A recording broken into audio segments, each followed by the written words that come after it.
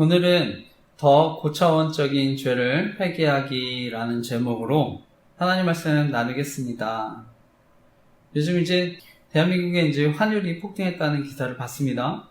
그래서 1,400원대 돌파했다는 뉴스를 봤는데, 지난 7월 말에 한국산 제품에 대한 관세를 25%에서 15% 낮추고 3,500달러를 미국에 투자하는 내용의 그런 협상을 타결했지만, 현재 미국 측이 3,500달러 가운데서 직접 투자 비율을 대폭 확대 요구하면서 현재 협상이 교착 상태에 빠졌다는 것으로 아는데, 정말 하루빨리 이런 여러 가지 경제적인 불안한 요소들 해결되고 또 안정되었으면 하는데, 함께 기도했으면 좋겠습니다. 그리고 요즘 대한민국 사회는 또 어느 때보다 정치 사회적인 갈등도 크다고 생각합니다. 그래서 또 큰 어려움이 있다고 생각하는데, 그러니까 대한민국이 45년 만에 비상계엄도 있었다 생각합니다. 그런데 저는 현재 대한민국의 위기가 또 지도자분들, 또 대한민국과 국민들 생각하기보다는 어떻게 해서든지 또 권력을 차지하려고 했기 때문에 현재 많은 위기와 어려움이 왔다고 생각합니다. 그리고 그 중심에 선거의 공정성에 대한 문제가 있다고 생각하는데요. 저는 이번에 정말 의회 권력이 엄청나다는 것을 알게 됐습니다.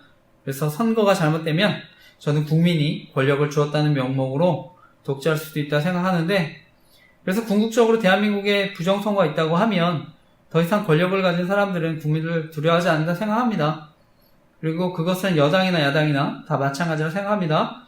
그래서 결국 국민들이 가장 큰 피해를 당할 수 있다 생각하는데, 제가 교회 홈페이지 등에 대한민국에는 부정선거가 없었으면 좋겠습니다라는 기도 제목 올렸는데, 보시고 함께 기도했으면 좋겠습니다. 그리고 오늘 저의 설교를 처음 들으시는 분들 계실 수 있다 생각하는데, 저희 교회는 온라인 선교도 하고 있습니다. 그래서 저는 정말 예수님 모르시는 분들 복음을 듣고 예수님 영접하셨으면 하는데요. 특히 유튜브 재생 목록에 보면 온 세상을 변화시킬 큰 기쁨의 좋은 소식이라는 또 재생 목록 있습니다. 그래서 꼭 또 예수님 모르시는 분들 설교 들어보시고 예수님 영접하셨으면 합니다. 그래서 정말 누군가에게는 삶을 변화시킬 놀라운 말씀이 될 줄 믿습니다. 네, 또한 세상을 정말 변화시킬 그 복음의 말씀, 저와 여러분의 삶에 또 나타나는 줄 믿습니다. 그리고 저는 과거 대학 청년 시절에 미디어의 중요성에 대해서 알고요. 싸이월드라고 하는 미니 홈페이지에 미디어가 건강해야 합니다라는 글을 쓰기도 했는데요. 그리고 그때부터 복음도 전하고 말씀 묵상도 나누게 됐는데, 돌이켜보면 하나님이 대학 청년 시절부터 계속해서 저를 사용하셔서 또 미디어 사역의 열매를 맺게 해주실 줄 믿습니다. 그래서 복음을 전하고 지금도 소외된 사람들을 돕고 있는데, 저는 유튜브와 럼블에 지금 주일 설교 올리고요. 네이버 카페와 블로그를 통해서 잘못된 복음과 영성운동, 기타 이단 사이비 카페의 위험성 알리고 있습니다. 그리고 네이버 조직 스토킹, 생명 지킴이 카페를 통해서 소외된 사람들을 돕고 있는데요. 그 밖에 티스토리 홈페이지나 페이스북, 네이버 밴드, 인스타그램, 스레드 등의 기도 제목 나누고 있습니다. 그래서 계속해서 복음이 전해지고 또 소외된 사람들 도울 수 있도록 교회와 사역을 위해 기도해 주시기 부탁드립니다. 저는 특히 이단의 위험성에 대해서 많이 알려졌지만 또 잘못된 복음과 영성운동의 위험성에 대해서는 잘 모를 수 있다고 생각해서 위험성 알리고 있습니다. 특히 저는 판교에 있는 김양재 목사님이 심무하시는 우리들 교회가 대표적으로 큐티 세미나 통해서 공개 제자백 훈련을 하고 있는 교회라서 위험성 알리고 있습니다. 저는 이런 공개 제자백 같은 훈련들이 저희가 알리고 있는 조직 스토킹 범죄에 이용당할 수 있다고 생각해서 위험성 알리고 있습니다. 그래서 누군가에게는 약점이 돼서 사람을 노예로 만들 수 있다고 생각합니다. 그리고 나중에 피해를 당해도 피해 사실 알리지 못하고 오히려 협박당할 수도 있다 생각하는데, 그리고 여성들 같은 경우는 성범죄에 노출될 수 있다고 생각해서 위험성 알리고 있습니다. 무엇보다 저는 아이들 또 청소년들까지 피해를 당할 수 있다고 생각해서 위험성 알리고 있는데, 정말 피해 당하지 않도록 함께 기도해 주시기 부탁드립니다. 현재 저희 가정의 경우에는요, 아내가 우리들 교회 청주 지역 모임에 참여하면서 갈등을 빚고 있는데, 원래 아내가 청년 때 유기성 목사님이 심무하셨던 선한목자교회 다녔는데, 거기서 유기성 목사님이 추천하는 순회선교단이라는 선교단체에서 잘못된 부분과 공개제자백 같은 훈련을 받고 영향을 받았습니다. 그런데 순회선교단 김용희 선교사라는 분이 가르치는 복음, 내가 죽고 예수로 사는 복음을 강조하는데, 저는 저희가 알고 있는 은혜의 복음이 아니라고 생각합니다. 그래서 저는 복음이 잘못됐기 때문에 명백한 이단이라 생각하는데요. 현재 장로교 합신교단에서는 교류 금지하고요. 제가 속한 장로교 합동교단에서는 참여 금지시켰습니다. 그런데 결국 현재 안에는 비슷한 훈련하는 모임에 다시 참여하고 있는 것인데요. 저는 보통 이단에 한번 빠지셨던 분들, 또 동일한 복음을 가르치거나 훈련하는 교회에 더 빠지게 된다 생각합니다. 그래서 결국 이런 잘못된 복음, 영성운동, 사람들에게 신앙적으로 완전하지 못한다는 죄의식과 두려움 갖게 만들어서 자신을 따르게 만든다 생각합니다.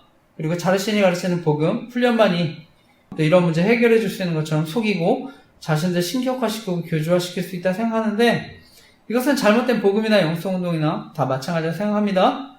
그래서 동일하게 위험하다고 생각해서 위험성 알리고 있는데요. 저는 순회선교단 김용희 선교사라는 분이 가르치는 복음, 내가 죽고 예수를 사는 복음, 저는 유기성 목사님도 동일하게 가르친다 생각하는데 동일하게 위험할 수 있다 생각합니다. 실제로 저는 유기성 목사님이 가르치는 복음과 영성운동이 저희 가정에 큰 어려움을 끼쳤다고 생각합니다.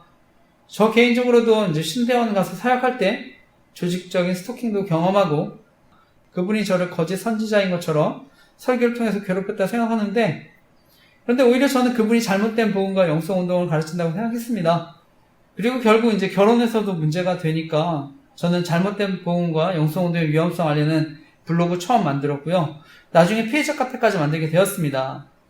제가 이와 관련한 자세한 내용들 저희 홈페이지 또 카페에 저희 가정과 교회의 피해 사례에 가스라이팅에 대한 피해 내용 추가해서 올렸습니다. 그래서 읽어보시고 기도 부탁드립니다.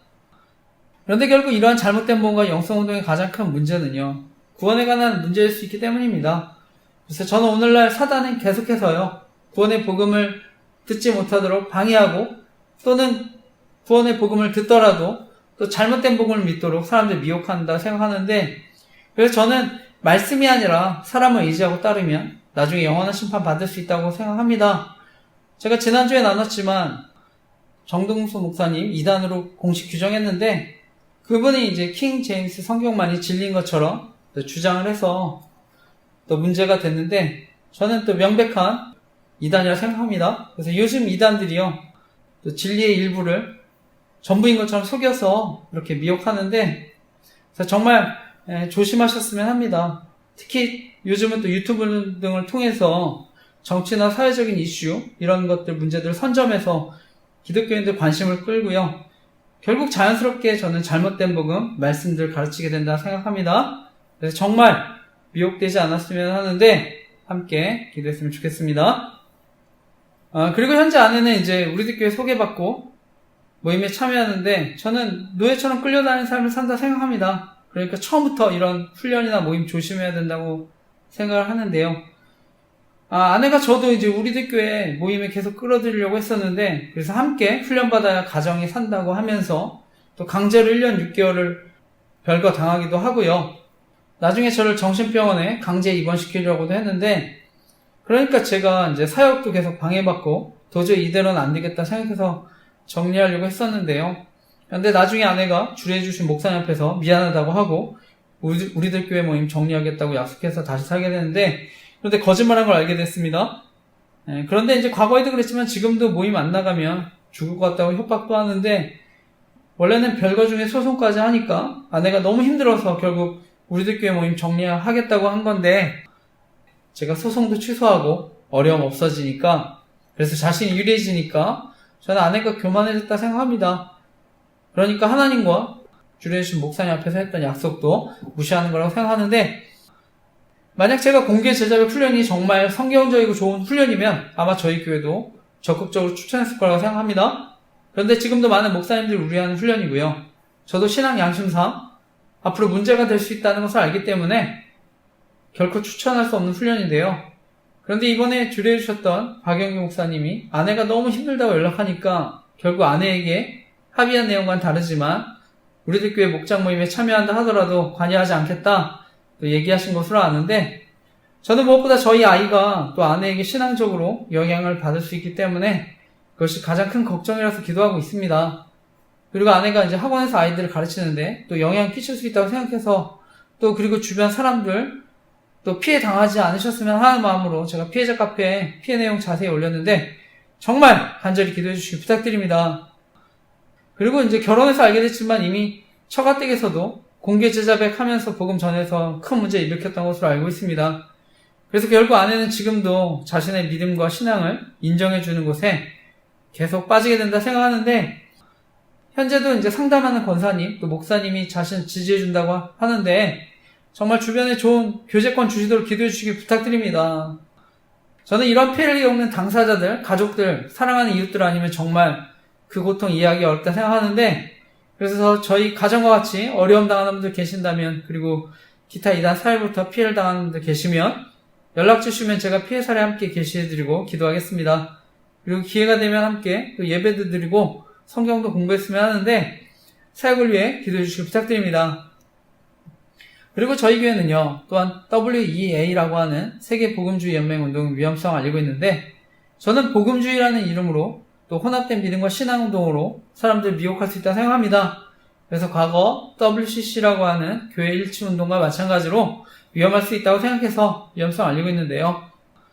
이 WEA는 1997년에 삼위일체 하나님을 믿으며 예수 그리스도의 완전한 신성과 인성을 믿는다, 이 두 가지 대전제에 동의하면 기독교회로 인정하기로 WCC 그리고 로마 교황청과 합의한 적이 있다고 알려졌는데요. 그리고 2011년에는요, WEA가 WCC와 또 로마 카톨릭과 만나서 개종 금지를 내용으로 하는 합의서를 발표한 것으로 아는데, 저는 결국 WEA 복음주의 운동도 WCC와 함께 동반자로 가고 있기 때문에 이런 포용주의 운동 조심해야 한다 생각합니다. 그런데 문제는 이제 저희 교단이 WEA와 공식 연대를 선언하는 것도 아니고요. WEA에 가입한 적도 없는데, 저희 교단에 속한 사랑의 교회가 2025년 세계복음주의연맹 WEA 총회 유치를 사실상 확정되어서 현재 논란이 되고 있습니다. 저는 과거 하나님의 은혜로 대학 청년 시절에 이제 사랑의 교회에서 훈련받고 나중에 목회자로 성장했는데, 사랑의 교회는 오카노 목사님이 개척하시고 나중에 저희 교단과 한국교회를 대표하는 가장 영향 있는 교회 가운데 하나가 됐습니다. 나중에 이제 오정희 목사님 심무하셔서 현재까지 심무하고 계신데, 이제 앞으로 또 오정희 목사님 이제 은퇴도 얼마 안 남으신 것으로 알고 있는데, 정말 사랑의 교회가 교단과 한국교회에 더 선한 영향력 끼칠 수 있도록 기도해 주시기 부탁드립니다. 저 개인적으로는 저희 기독교가 하나됨을 힘써야 한다고 할 때 모든 교단이 반드시 어떤 제도적인 하나됨을 이루어야 한다고 생각하지 않습니다. 그래서 정치적으로나 제도적으로는 저는 분열도 있고 갈등도 있을 수 있다고 생각합니다.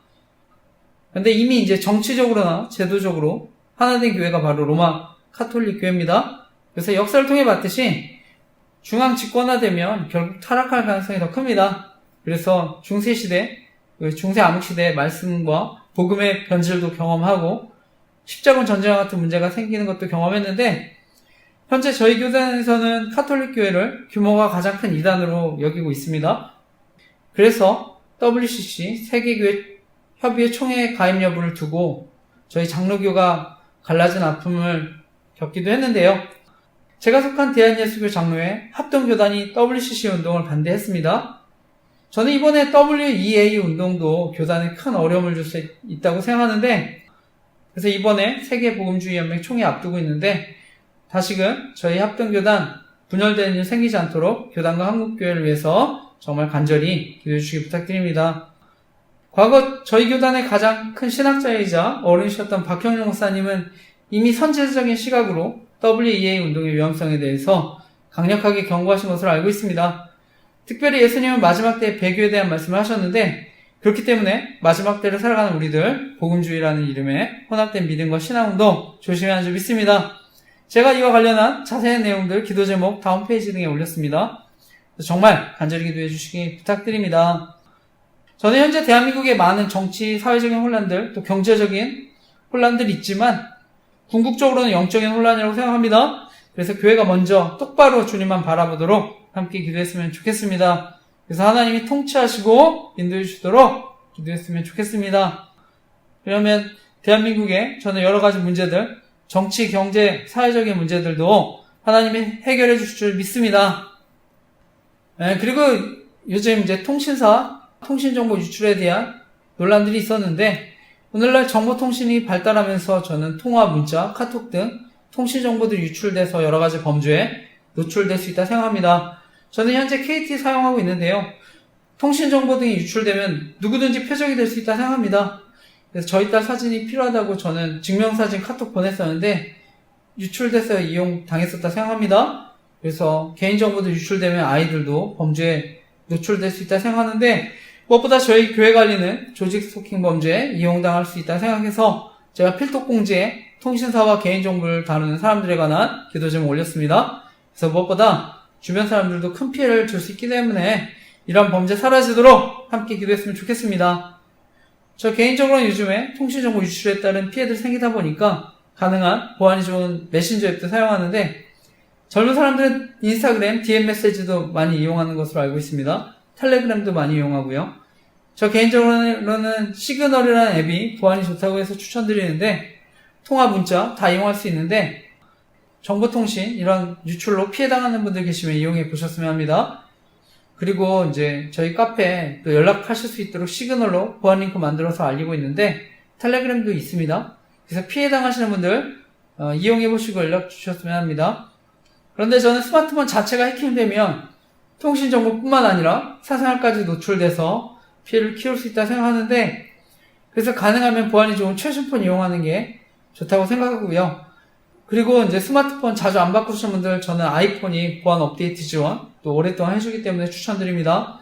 그래서 저는 조직 스토킹 피해로 연락 주신 분들 대부분 스마트폰 해킹에 대한 피해를 경험하셨는데 그래서 스마트폰 해킹 당하면 조직 스토킹과 같은 범죄에 더 쉽게 노출되기 때문에 더 위험하다 생각하는데 더욱 조심하셨으면 합니다. 제가 알고 있는 조직 스토킹 범죄는요, 개인정보 알아내서 심리적으로 가해서 괴롭히는 방법입니다. 그래서 NLP라고 하는 심리가해 방법 사용하는데 이것은 이제 자기가 경험한 행동 또 소리를 직간접적으로 다시 표현하는 방법도 사용합니다. 그래서 개인적 일상 관련된 암시를 지속적으로 주고요. 피해자가 감시당하고 있다는 것을 끊임없이 암시하거나 과시함으로써 공포심을 심어주는데 제가 이와 관련한 NLP라는 심리가해 방법에 대한 자세한 글 조직 스토킹 카페에 올렸습니다. 그래서 꼭 읽어보시기 바랍니다. 제 카페에 방문하시고 이제 연락 주신 분들 가운데 이 NLP라고 하는 심리 가해 방법에 대해서 알고 큰 도움이 되셨다는 분들이 많습니다. 저 역시 이 가해 방법에 대해 알고 나서 큰 힘과 용기를 얻었는데요. 그래서 주변에 어려움 당하시는 분들 계시면 이 NLP라고 하는 심리 가해 방법, 조직 스토킹 방법에 대해 꼭 알려주시고 도움 주시기 부탁드립니다. 그리고 요즘은 이러한 범죄들이요. 정보통신이나 온라인 활동 등도 감시해서 언론을 통해 유출시키는 방법도 이용합니다. 그래서 방송이나 연예인 뉴스기사, 사회적 이슈나 사건들을 이용해서 심리적으로 가해하고 괴롭히는 방법도 사용할 수 있는데요. 요즘은 이제 유튜버 같은 플랫폼, 광고, 추천 영상을 통한 사이버 스토킹도 이루어질 수 있다 생각하는데 이러한 사이버 스토킹이 의심되시면요. 유튜브 등 사용하실 때 로그아웃도 해두시고 위치 정보 꺼두시기 바랍니다. 그리고 가능하면 이제 유료 VPN도 설치하셨으면 하는데 그래서 저는 조직 스토킹 범죄가 또 자연스럽게 온라인 스토킹으로 이어질 수 있기 때문에 조심해야 한다고 생각합니다. 제 경우에는 유튜브 채널 통계 조작도 당한다고 생각합니다. 그래서 조회수가 오르지 않기도 하고요. 심지어 갑자기 줄어드는 것을 발견하기도 했습니다. 그래서 관련 사진과 함께 기도 제목도 올렸는데 사역에 방해받지 않도록 기도 부탁드립니다. 그런데 무엇보다 조직 스토킹 범죄가 정말 교묘하고 지능적인 것은요. 가까운 사람들 이용해서 정보를 알아내거나 또 여러가지 힘들고 곤란한 상황 연출할 수 있는 데 있다고 생각합니다. 그래서 전화나 문자 이거 안부 물으면서 정보도 알아내고 약점을 찾거나 만들어서 괴롭히는 방법도 사용한다 생각하는데 특히 이제 카톡, 문자 같은 경우는 명의를 빌리면 언제든 범죄에 이용할 수 있다 생각합니다. 그래서 특별한 사건이 생기거나 어떤 장소에 가게 되면 또 연락하거나 문자나 카톡 등을 보내면서 지능적으로 정보를 알아내거나 괴롭힐 수 있다고 생각하는데 결국 제가 이러한 범죄를 알리는 가장 큰 이유는요. 사람들과의 관계를 파괴하고 심지어 생명을 빼앗을 수 있는 심각한 범죄라서 위험성을 알리고 있습니다. 그래서 사람들 사이에 신뢰를 무너뜨리고 저는 이간질 시켜서 관계를 파괴할 수도 있는데 저는 언론을 이용해서 이간질 시킬 수 있다고도 생각합니다.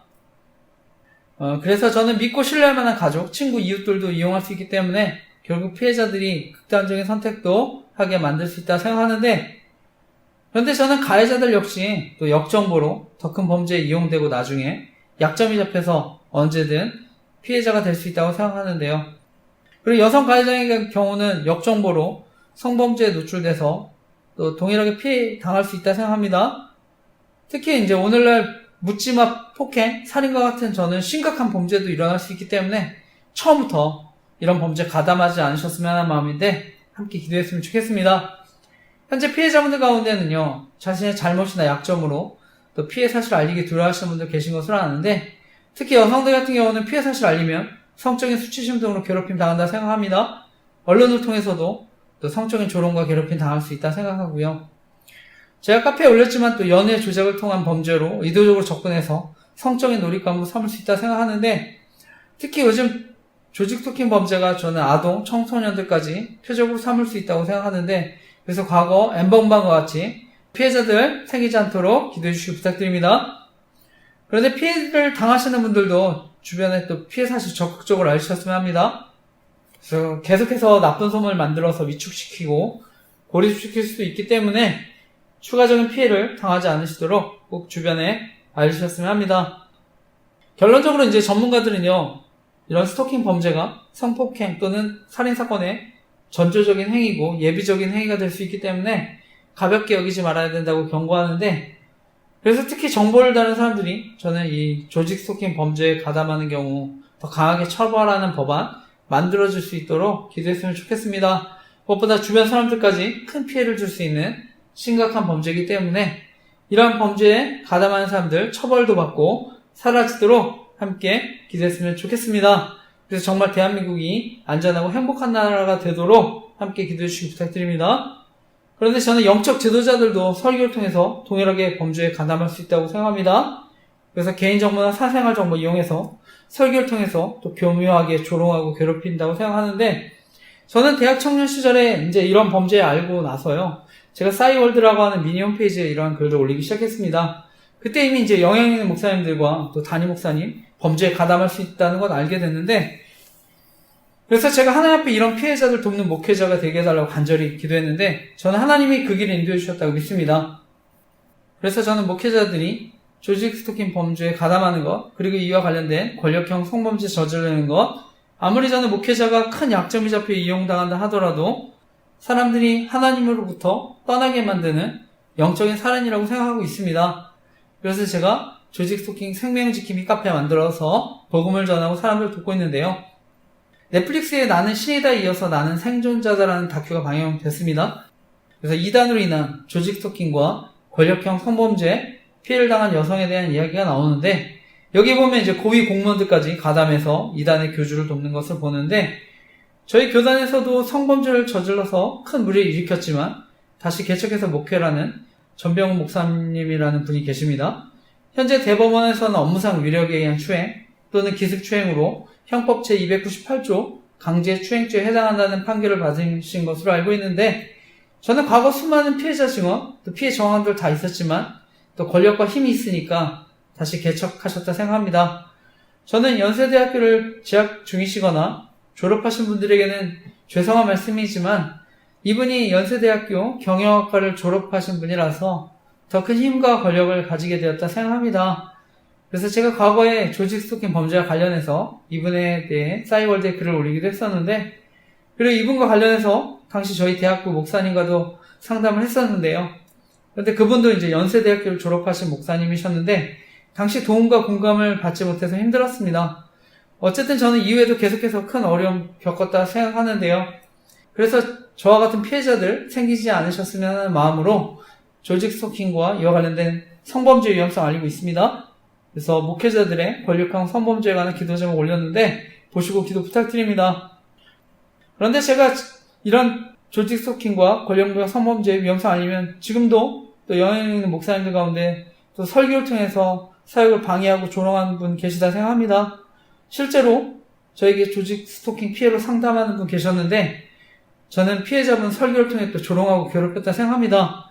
특히 대형교회 목사님들의 경우는요, 많은 분들이 설교를 듣기 때문에 훨씬 더 영향력이 크기 때문에 피해자들도 더 큰 어려움 당할 수 있다 생각하는데 큰 피해 당하지 않도록 기도해 주시기 부탁드립니다.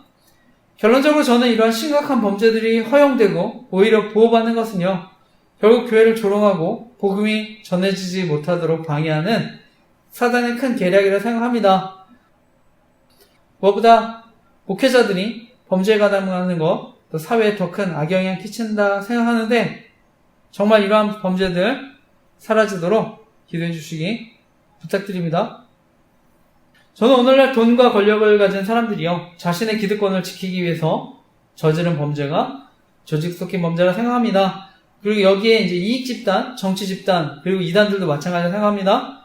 그래서 언론을 통해서도 사람을 또 속이고 선동한다고 생각하는데, 그리고 할 수만 있으면요, 또 제가 지금 사역하는데 제 설교나 여러 가지 사역하는 정보들 알아내서 자신의 이익과 정치적인 공작에 이용하려 한다고 생각합니다. 그래서 저는 말씀을 준비할 때도 조심하고요. 또 교회 오가면서 교회 티스토리 홈페이지 이렇게 접속할 때 있는데 그때도 이용을 당했었다 생각해서 조심하고 있습니다. 설교에 관한 정보도 마찬가지고요. 그래서 설교 영상 또 토요일에 올리고 있는데 결론적으로 이제 설교를 토요일에 올리게 된 것은 감사하고 있습니다. 그래서 하나님이 어떻게 인도해 주셨는지를 돌아볼 수 있어서 너무 감사한데, 어쨌든 저는 지금도 제가 이 자리에서 설교하지만 제 설교 엿들을 수 있으면 언제든 이용당할 수 있다 생각합니다. 그래서 어떻게 해서든 이용당하지 않도록 최대한 조심하고 있는데 기도해 주시기 부탁드립니다. 그래서 사역에 방해받지 않도록 기도해 주시기 부탁드립니다. 그런데 이제 제가 이런 사역하면 또 과거에서부터 계속 저를 방송이나 연예인, 성범죄자 이미지로 교묘하게 괴롭힌다고 생각하는데요. 특히 저는 과거에서부터 미성년자나 여중생 성범죄 사건 이미지 이용해서 계속 괴롭힘 당했다 생각합니다. 그리고 요즘에는 이제 부정선거의 의혹에 대해서 알리니까 정치인들 이용해서 조롱한다고 생각하는데, 저는 이미 돌아가신 저희 어머니 이미지까지도 방송을 통해 조롱하고 있다고 생각하고요. 과거 저희 장인어른 사건 정치적으로 이용했다 생각합니다. 그래서 히말라야 등반하시다가 고산 증사로 돌아가셨는데 정치적으로 이용했다 생각합니다. 그리고 가까운 친구, 이웃들도 피해를 당하는 사람들이 있었다 생각하는데요. 대표적으로 전총조라는 사건 이용해서 괴롭혔다 생각하는데 저는 누구든 피해자 될 수 있다고 생각합니다. 그래서 제가 이와 관련한 기도 제목 다 홈페이지에 올렸습니다. 그래서 저뿐 아니라 제 가족, 가까운 사람들 또 어려움 당하지 않도록 기도해 주시기 부탁드립니다.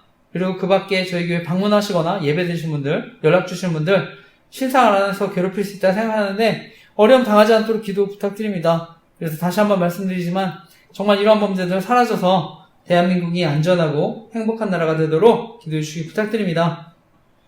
네, 오늘도 이제 계속해서 로마서 말씀을 나눕니다.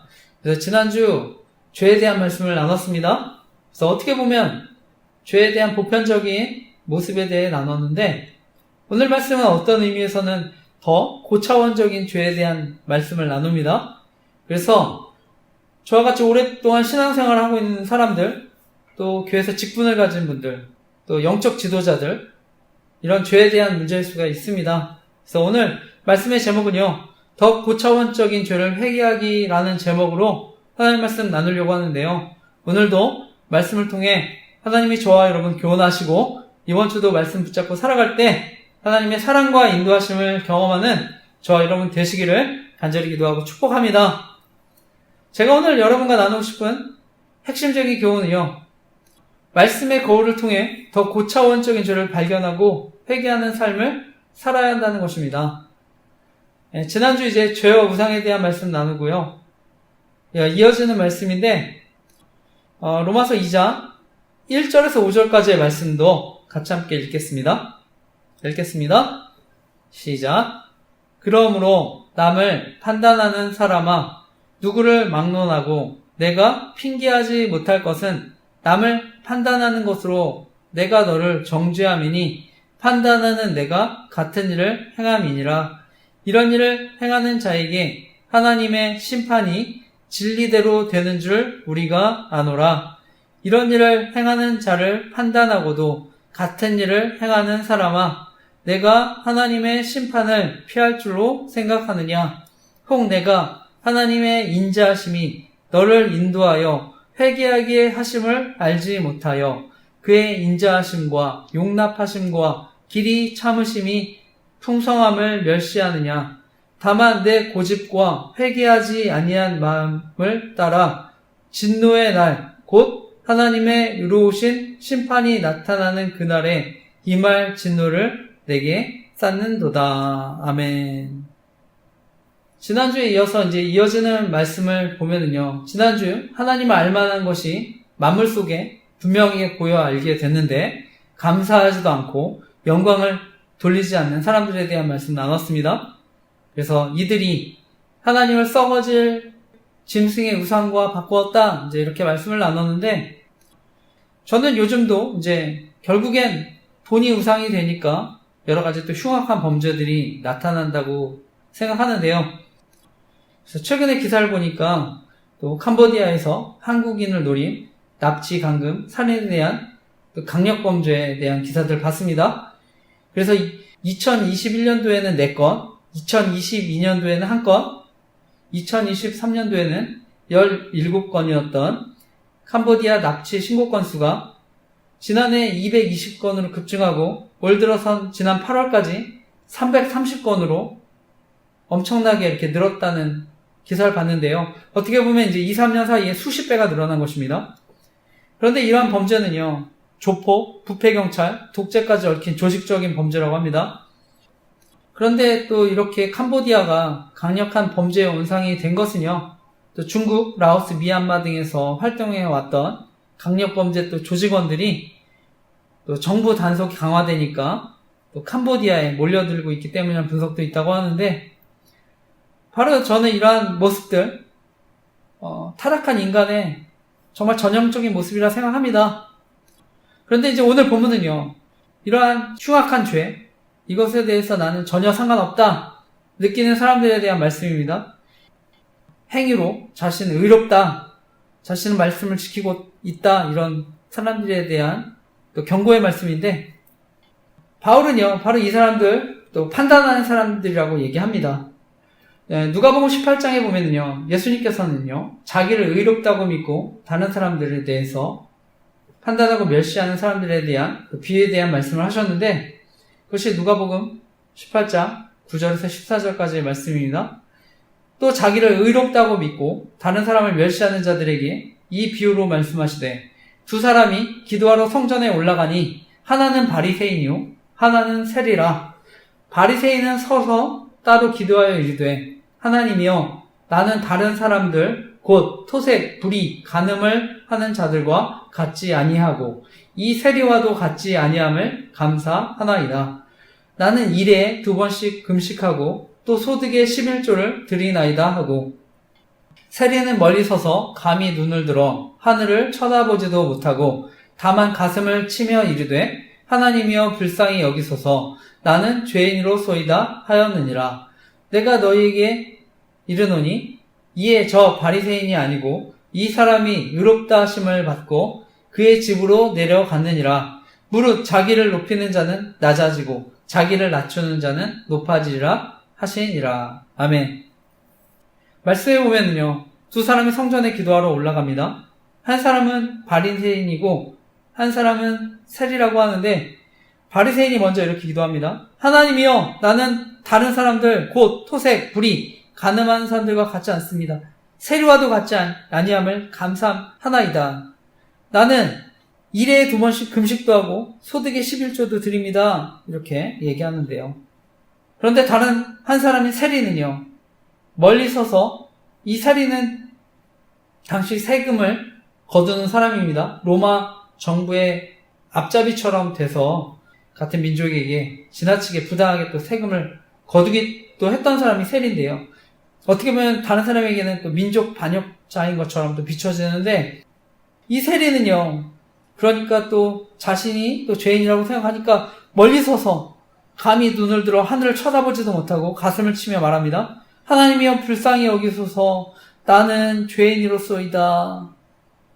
하나님은요, 바로 이 비유를 통해서 의롭다 하심을 받는 사람, 바리새인이 아니라 세리라고 얘기하는 것입니다. 그래서 바리새인은 기도하면서도요, 자신의 일을 드러내고 자랑합니다. 하지만 세리는 그렇지 않은데요. 그러니까 하늘을 우러러 보지도 못하고 가슴을 치면서 기도하는 것입니다. 하나님이여 불쌍히 여기어 주시옵소서, 나는 죄인으로소이다. 어쩌면 바로 바울은요, 이 유대인들의 태도, 이것이 바리새인들의 동일한 태도라고 이렇게 지적하는 것인데, 결국 나는 다른 죄인들과 다르다고 하는 것입니다. 나는 율법을 지키고 있기 때문에 자부하고 이롭게 여긴다고 하는데, 저는 저희 교회가 알리고 있는 내가 죽고 예수로 사는 복음, 저는 그 율법주의, 또 완전주의 복음이라고 또 생각합니다. 그래서 내가 복음을 알기 때문에 또 완전하게 살 수 있는데, 결국엔 다른 목사님들 그거 모른다고 하는 것입니다. 그래서 저는 이런 죄들, 자신을 의롭게 여기는 죄들, 어떻게 보면 고차원적인 죄라고 생각합니다. 그래서 신앙생활 오래 하고 직분도 있고, 또 그런 분들이 또 영적인 지도자일 수도 있고요. 또 선교사라고 할 수도 있고, 목사님이라고 할 수 있는데, 그런데 오늘 성경은요, 분명하게 핑계하지 못할 것은 사람들 다 또 판단하는 죄가 있다고 하는 것입니다. 누구나 또 예외가 없는 것이고요. 그래서 우리가 살면서 외모나 학벌, 돈, 집안 비교하고요. 차가 있으면 더 좋은 차를 비교하고, 집이 있지만 더 좋은 집을 비교하기도 하고요. 우리에게 자녀들이 있지만 또 다른 자녀와 비교하지 않습니까? 그래서 끊임없이 남과 비교하면서 또 정체성을 찾게 될 수 있는데, 저는 또 목회자니까 저는 언제든지 또 저보다 많은 은혜를 누리는 목사님, 또 비교하는 죄를 또 지을 수가 있는데요. 결국 하나님은요, 모든 사람이 이러한 죄 앞에 또 핑계대지 못할 거라고 얘기하십니다. 그렇기 때문에 바라기는 정말 저와 여러분, 연약함과 죄성을 인정하고 또 하나님 앞에 겸손하게 나아가는 저와 여러분 되시기를 간절히 기도하고 축복합니다. 신앙생활이 깊어지면 깊어질수록 더 겸손하게 하나님께 나아가는 저와 여러분 되시기를 간절히 기도하고 축복합니다. 사실 우리가 누리는 모든 것은 다 하나님 은혜입니다. 재능, 물질, 건강, 시간까지. 근데 어느 순간 우리가 교만해지면은요, 다 내 힘과 능력으로 이루었다 생각할 수 있는데, 그래서 하나님부터 온 것을 우리가 다 잊어버릴 수 있는데, 요한계시록 말씀에 보면은요, 거기에 이제 7가지 교회에 대한 모습이 나오는데, 그 중에 이제 라오디게아 교회, 부유한 교회의 모습이 나오는데요. 이것은 또 마음의 부유와 교만에 대한 책망이기도 합니다. 그래서 계시록 3장 17절 말씀에 보면은요, 내가 말하기를 나는 부자라 부유하여 부족한 것이 없다 하나 내 곤고한 것과 가련한 것과 가난한 것과 눈먼 것과 벌거벗은 것을 알지 못하노다 말씀하는데요. 너의 공고와 가련함, 가난한 것, 눈먼 것, 벌거벗은 것, 실제로 영적인 상태를 보지 못한다고 얘기하는 것입니다.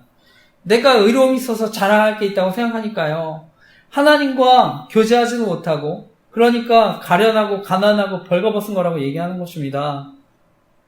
그리고 결국 이런 은혜를 받으면서도 회개할 기회를 주는데 회개하지 않으니까 또 하나님 무시하는 거라고 하는데, 바라기는 정말 우리가 말씀으로, 우리 안에 계신 또 성령 하나님의 그런 조명으로, 역사하심으로 우리 안에 이런 실체들 발견하고 회개하며 살아가는 저와 여러분 되시기를 간절히 기도하고 축복합니다. 무엇보다 말씀을 통해서 우리 자신을 바라보는 저와 여러분 되시기를 간절히 기도하고 축복합니다.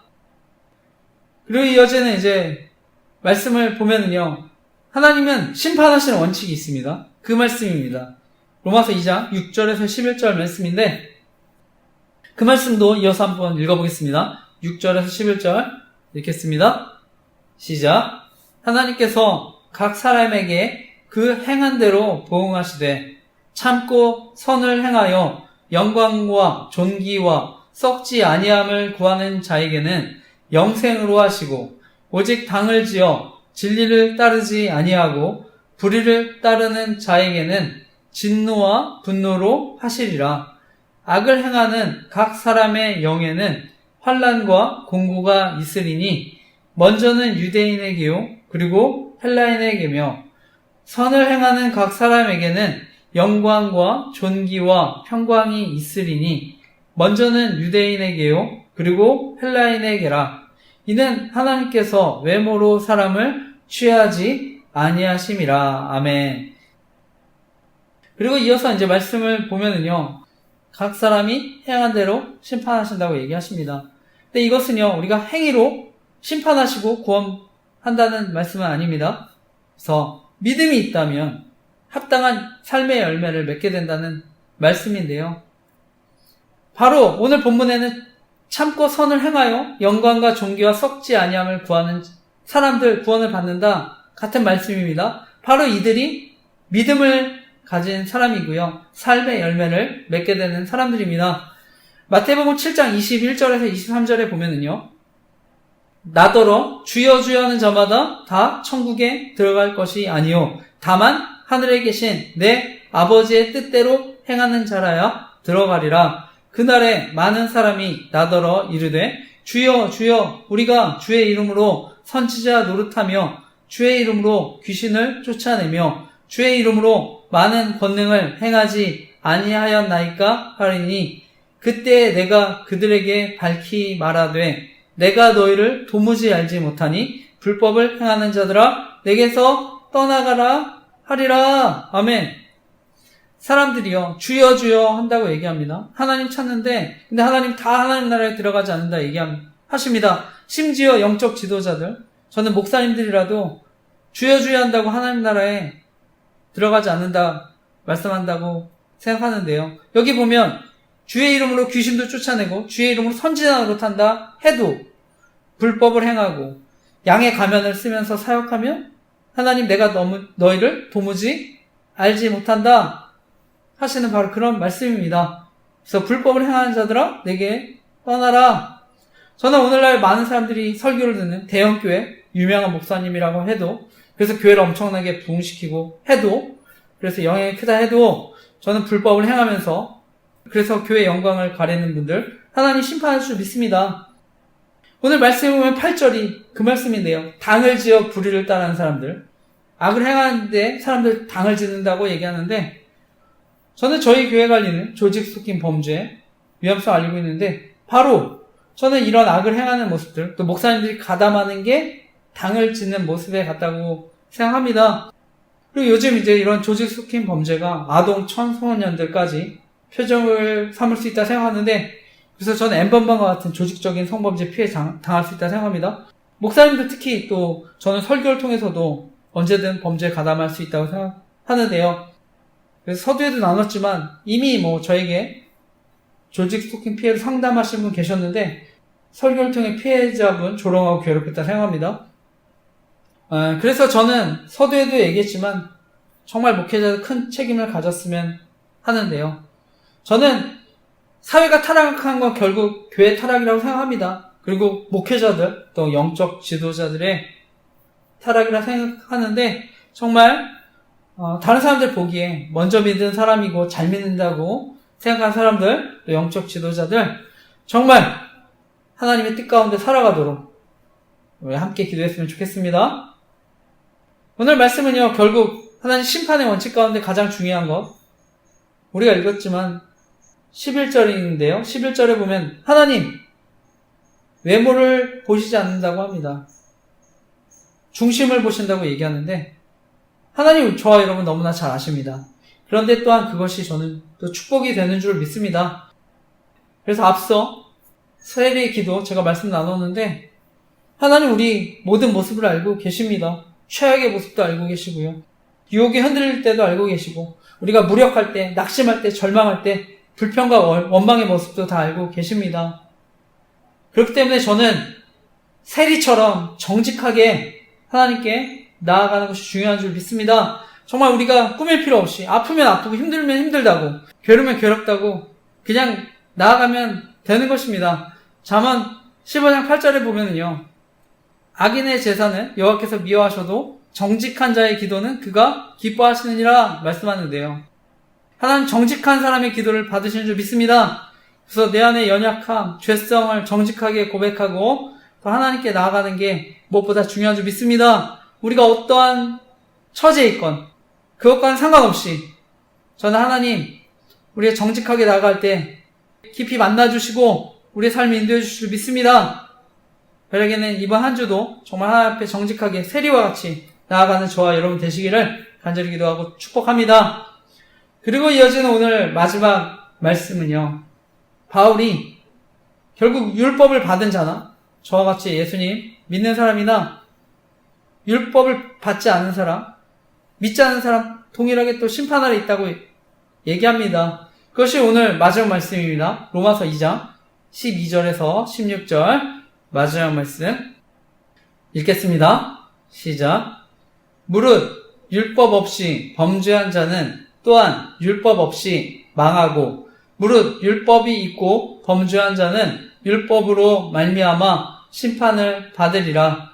하나님 앞에서는 율법을 듣는 자가 의인이 아니요 오직 율법을 행하는 자라야 의롭다 하심을 얻으리니 율법 없는 이방인이 본성으로 율법의 일을 행할 때에는 이 사람은 율법이 없어도 자기가 자기에게 율법이 되나니 이런 이들은 그 양심이 증거가 되어 그 생각들이 서로 혹은 고발하며 혹은 변명하여 그 마음에 새긴 율법의 행위를 나타내느니라. 곧 나의 복음에 이른 바와 같이 하나님이 예수 그리스도로 말미암아 사람들의 은밀한 것을 심판하시는 그날이라. 아멘. 오늘 마지막 말씀은요, 율법을 모르고 죄를 범한 사람들, 이 사람들도 죄값으로 심판을 받는다고 하는데 결국 교회를 안 다니고 성경 몰라도 심판받는다 얘기하는 것입니다. 오늘날 이제 법 없이 산다고 하는 분들도 있는데요. 그래서 나는 다른 사람보다 낫다 이렇게 얘기하시는 분들이 계신데 하나님은 결국 이런 심판에서 다 벗어날 수 없다고 얘기합니다. 말씀을 마치면서요, 성경은 우리 영혼의 거울이라고 얘기합니다. 그래서 거울을 들여다보면 우리 모습 그대로 볼 수 있지 않습니까? 마찬가지로 말씀의 거울로 보면 우리 죄의 모습들이 그대로 드러납니다. 죄성이 남아있는 죄의 모습들 그대로 드러납니다. 그래서 더 이상 속일 수가 없는데 중요한 것은 우리가 거울을 보고 나서야 우리가 몸을 씻고 또 단정히 하지 않습니까? 그렇기 때문에 우리가 말씀의 거울로 또 자신을 보고 단정히 하는 것이 정말 중요한 줄 믿습니다.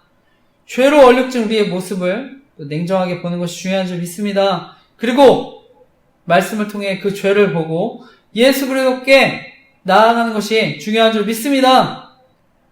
사람이 의롭게 되는 것은 율법의 행위로 말미암음이 아니요 오직 예수 그리스도를 믿음으로 말미암는 줄 알므로 우리도 그리스도 예수를 믿나니 이는 우리가 율법의 행위로서가 아니고 그리스도를 믿음으로써 의롭다함을 얻으려 함이라.